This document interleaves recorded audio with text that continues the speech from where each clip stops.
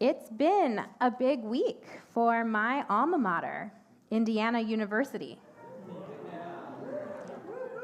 IU won the Big Ten championship against Ohio State University. Listen, look at this crowd. Indiana's first big football win since 1967. It turns out I have fellow Hoosiers around here. I keep spotting people in their IU gear, so you might get lucky enough to run into me in the grocery store in this. Though, put it over there, I am actually football illiterate. But there's something about the excitement and ruach of college sports that can cause us to reminisce about our college days, to recall memories of that unique time of life. Like many of us, I discovered that our college years can have both carefree and serious moments. And for me, a serious moment came my senior year. In December of 2010, a series of anti-Semitic events occurred in Bloomington, Indiana. Rocks were thrown through windows at 2 Jewish student centers and the local synagogue, and Jewish books were desecrated in the library. Leading up to these incidents, Jewish IU students did not really have anti-Semitism on our minds. It was a frightening moment that caught us off guard, but still felt anomalous in our lives as American Jews.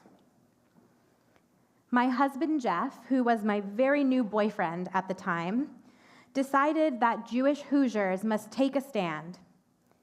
He organized a Sea of Blue Hoosier Action Day by posting on Facebook, "Let us respond to the heinous anti-Semitic crimes of recent weeks by standing in unity with the Jewish community of Bloomington. Wear blue on Monday and be proud to say that we will not be intimidated." What a surprise that he is the one I married. 3,700 people wore blue that day. And later that week, Jeff and I gathered at Chabad with a couple hundred Jewish students for a public menorah lighting. The menorah display included the 10-pound rock that was thrown through the Chabad window. During Hanukkah that winter, Jewish students grappled with whether or not to place their Hanukkiyot on their windowsills. My 5 roommates and I had long discussions debating what to do. I was dismayed that we even needed to have this conversation. As Jews living in a post-October 7th world, anti-Semitism no longer feels like an aberration. Many of us find ourselves grappling with how recognizable we want to be. In a national representative survey conducted last year by the American Jewish Committee, American Jews reported a substantial amount of concern about anti-Semitism. 40% of Jews have avoided publicly wearing, displaying, or carrying things that would identify them as Jewish. 43% of Jews said they worry they will be victims of anti-Semitism because they are Jewish. And 52% said they worry that a family member will be. The conversations we're having today link us to conversations our ancient rabbis had 2,000 years ago. In one of these discussions, Rava, a Babylonian rabbi of the 3rd and 4th centuries, wondered what a poor person should do on Shabbat Hanukkah if he must choose between purchasing wine for the kiddush or oil for the menorah. Raise your hand if you think the answer was to buy wine for kiddush. Okay, we've got a few wine takers here. Raise your hand if you think it was the oil. Why? Oh, Jacob, you have an answer?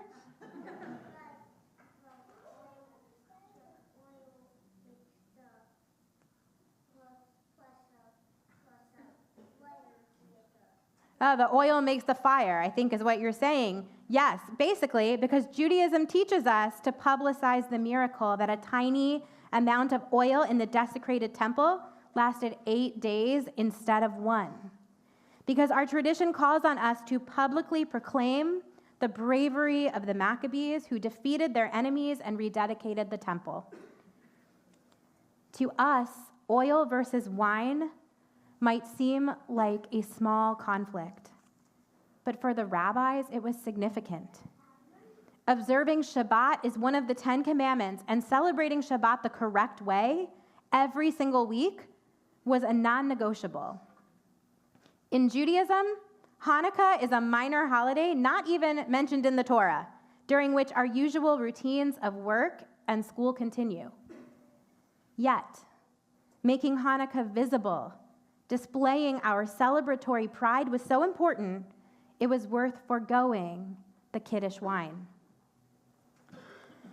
But even though the rabbis believed the visibility of Hanukkah was vital, there were limits, especially around issues of safety. The rabbis taught, one who extinguishes the lamp because he is afraid of unaccepting and hostile non-Jews, or robbers, or an evil spirit, or so that a sick person may sleep, he is exempt. Similarly, they also said, it is a mitzvah to place the Hanukkah lamp at the entrance to one's house on the outside. If he lived upstairs, he places it at the window adjacent to the public domain, and in a time of danger, she places it on a table, and that is sufficient to fulfill her obligation. But how do we decide what qualifies as a time of danger in 2025 when there's no doubt antisemitism has worsened? Some of us are lucky enough to tend toward courage, optimism, and practical assessment of risk. But others of us have a tendency to see the world as a dangerous place. This worldview compels us to seek safety and protection, to steer clear of situations we perceive as unsafe. But having a core belief that the world is a dangerous place takes a toll on us.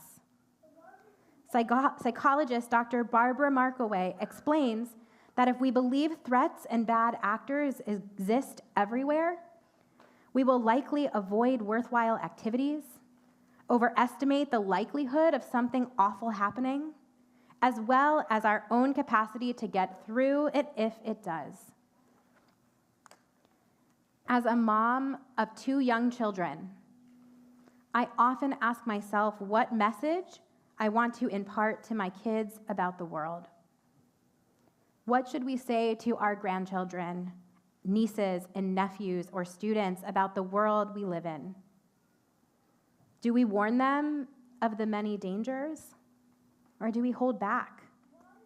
Do we tell them not to wear a camp t-shirt with Hebrew on it in public, or do we celebrate their Jewish pride and joy? Like anything, we have to find the balance. And the right balance is different for each of us. But I came across one study that struck a chord in me. Dr. Jeremy Clifton of UPenn studied the common parental belief that it's best to teach children that the world is a dangerous place.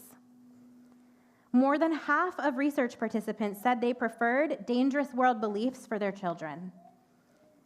But these negative attitudes about the world were rarely related to better outcomes in life.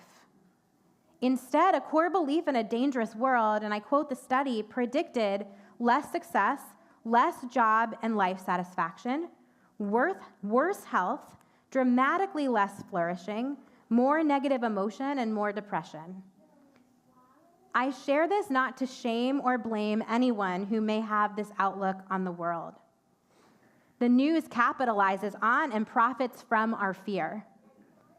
On top of that, many Jews suffer from collective trauma and perhaps even inherited anxiety. But seeing the world as a bad and dangerous place might not actually make us safer. It might just make our lives much less enjoyable and fulfilling. So what would our sages tell us about publicizing our Judaism today? I wish we could ask them. Since we can't, we'll have to dig deep into our hearts and souls to figure out the answer. I didn't tell you what my roommates and I decided to do with our Hanukkiyah in the wake of anti-Semitism, but I should. We decided not to put our Hanukkiyah in the window. I remember what it felt like to light the candles and intentionally leave it on the kitchen counter, the bright flames dimmed by the fear in our hearts. Keeping the Hanukkiyah away from the window didn't make me feel safer. It just made me feel sad, and quite honestly, a little disappointed in myself, because I believed so strongly that nobody should have the power to make us hide. When anti-Semites try to extinguish our light, I want us to meet them with strength, bravery, and defiance. I want us to feel the way I felt standing outside of Chabad beside a giant menorah to send a message to the haters that we refuse to be intimidated. I want us to proclaim our love and pride of being Jewish and celebrate our courageous and heroic ancestors who generation after generation persevered. I want us to shine our light on the world around us because it's so bright and so beautiful. This Sunday, and for all 8 nights of Hanukkah, I want us to put our Hanukkiyah in the window. Shabbat Shalom.